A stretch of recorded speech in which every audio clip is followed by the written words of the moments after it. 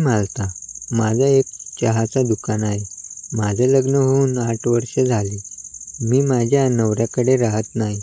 सुरुवात माझ्या लग्नापासून झाली होती आणि अतिशय मध्यमवर्गीय कुटुंबातील मुलगी होती.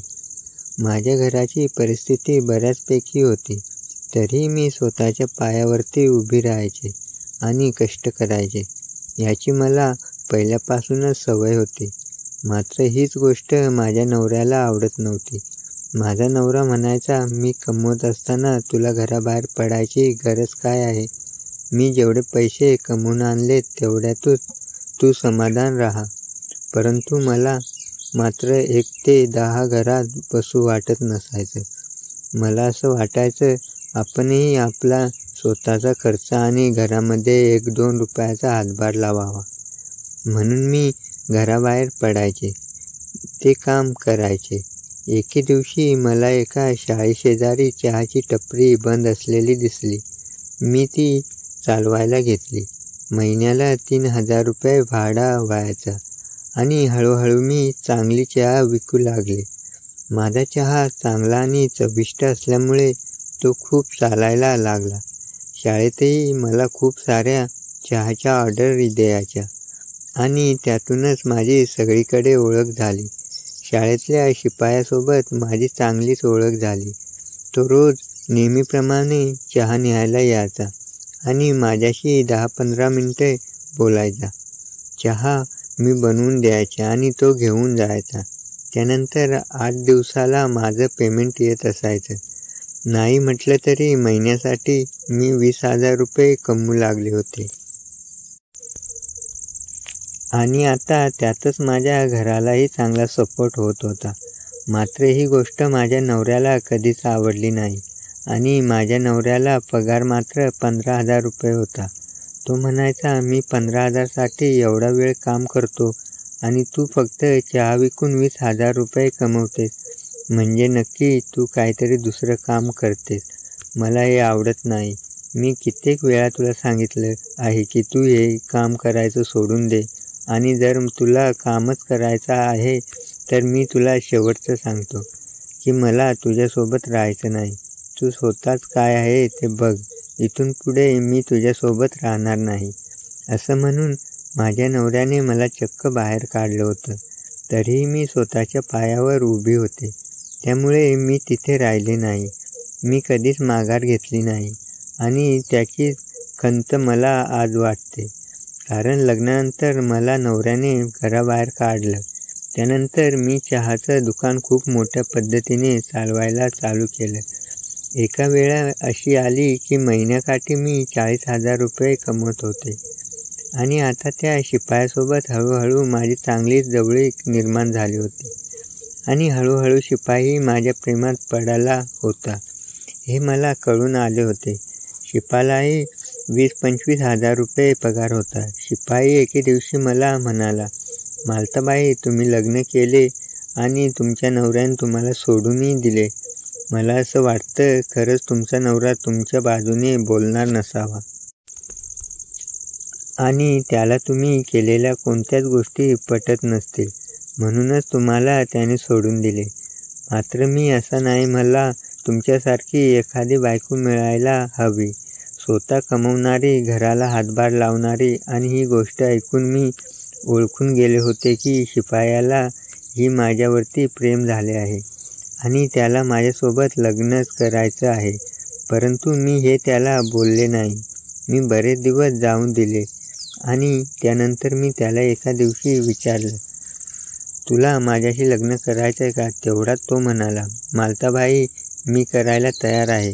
परंतु तुम्ही करायला तयार आहात का? मी म्हटलं, मला काही हरकत नाही. कुणी काही म्हणाले तरी मी स्वतःचं काम कधी सोडणार नाही, जरी तुला माझ्यासोबत लग्न करायचे असेल तरीही. शिपाई म्हणाला, मी तुम्हाला ते कधीच बंद करा असं म्हणणार नाही. आपण दोघंही मिळून पैसे कमवू आणि सुखात राहू. असं म्हणून तो मला काही हरकत नाही आणि लवकरच लग्न केलं. लग्न केल्यानंतर माझी पहिली रात्र होती. शिपाई म्हणून काम करणारा रोहन हा माझ्यावरती खूपच जीव लावत होता. तो ज्या वेळेला चहा न्यायला यायचा त्या वेळेपासून तो माझ्यावरती खूप प्रेम करायचा. मी त्याला खूप आवडायचे आणि पहिल्या रात्री सुहागरात होती. त्या रात्री मला बेडवर बसलेली पाहून त्याला राहवलं नाही. शिपाई जवळ आला आणि माझ्या पाठीवरून केस बाजूला केले आणि माझ्या पाठीवर संबंध घेऊ लागले. हळूहळू त्याने माझ्या ब्लाऊजचे बटन खोलले आणि माझं पूर्ण शरीर सोडून लागला. जोरजोराने दाखवायला लागला होता. तेवढ्यात मी म्हणाले, अरे आपली पहिली रात्र आहे. माझं सर्व काही गोष्टी आजच करणार आहेस काय? तेवढा तो म्हणाला, हो मी आज सोडणार नाही. माझ्या सर्व इच्छा मी आज पूर्ण करणार आहे. असं म्हणून त्याने माझे सर्व कपडे काढायला सुरुवात केली आणि मला म्हणायला, चल आता मी म्हणतो तसं कर. त्याने मला खाली वाकायला सांगितले. मागून माझी साडी पूर्ण वर्त केली आणि त्याने तर पूर्ण कपडेच काढले होते. मागून त्याने असं काही करायला सुरुवात केली की माझं पूर्ण अंग दुखू लागलं. माझ्या तोंडातून जोरात आवाज येऊ लागला. मी त्याला म्हणाले, अरे तू ज्या पद्धतीने करतोय ना, मला खूप त्रास होतोय. हळूहळू कर. तरीही तो ऐकायला तयार नव्हता. तो म्हणाला, मी आज तुझा नवरा आहे. मी तुला ज्या पद्धतीने पाहिजे हवं तसं मी करीन आणि माझी सर्व इच्छा पूर्ण करायची आहे. असं म्हणून त्याने माझी कंबर जोरात दाबून धरली आणि जोरजोराने मागून मारू लागला. तसं मी जोरजोराने ओरडू लागले, हळूहळू करा, खूपच दुखतंय. माझं पूर्ण अंग फोडून टाकले. तुम्ही असं म्हटल्यानंतर मी कधीच तुम्हाला नंतर देणार नाही. मी अशा गोष्टी माझ्यासोबत करत आहे. अहो आज आपली पहिली रात्र आहे. आपण नंतर या गोष्टी करू शकतो. परंतु तुम्ही आजच माझी पूर्ण जिरवली आहे. त्यामुळे मी असं म्हटलं. परंतु मला अजून खूपच छान वाटत होतं. मी आनंद घेत होते. काही वेळानंतर शिपाई असलेला माझा नवरा शांत झाला आणि आम्ही दोघेही झोपी गेलो. त्यानंतर दुसऱ्या दिवशी तो उठला आणि शाळेत गेला. मीही लग्नानंतर 7-8 दिवस चहाच्या दुकानावरती गेले नाही. नंतर मी चहाच्या दुकानावरती गेले आणि त्या दिवशी गेल्यानंतर शाळेतल्या एका शिक्षकाने मला सांगितलं, मालताबाई, तुम्ही ज्या शिपाई रोहनसोबत लग्न केलं आहे त्याचा आधीच एक लग्न झालं आहे. तुम्हाला माहिती नाही का? आणि त्याची बायको त्यांनी गावाला ठेवली आहे. तिला 2 मुलं देखील आहेत. त्यांनी तुमच्यासोबत विश्वासघात केला आहे. ही गोष्ट ऐकून तिथेच चक्कर येऊन पडली. मी शुद्धी वरती आल्यानंतर मला सर्व गोष्ट त्या सरांनी सांगितले. मी लगेच रोहनला फोन करून बोलावले आणि त्यांनीही माझ्यासोबत सर्व काही कबूल केले. परंतु तो म्हणाला, मी माझ्या बायकोला गावाकडे ठेवलेलं आहे. मला तिच्यासोबत राहायचं नाही. म्हणूनच आणि आता मी तुमच्यावर प्रेम करतोय. आपण दोघे एकत्र राहू. मला काय करावे हे कळेना, कारण मी पूर्ण फसले होते. मला आता एकच पर्याय होता. माझ्या नवऱ्याकडे जायचं किंवा शिपाई असणाऱ्या रोहनसोबत राहायचं, ज्याची आधीच एक बायको आणि 2 मुले आहेत. मी पूर्ण फसले होते. मला काहीच सुधरत नव्हतं. मात्र मला एक गोष्ट कळाली.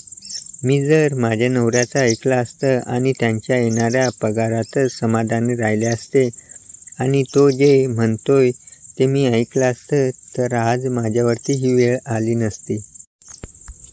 भलेही मी स्वतःच्या पायावरती उभे होते आणि मी भरपूर पैसाही कमवत होते, मात्र त्याचा उपयोगच काय? मी माझ्या नवऱ्यापासून लांब होते.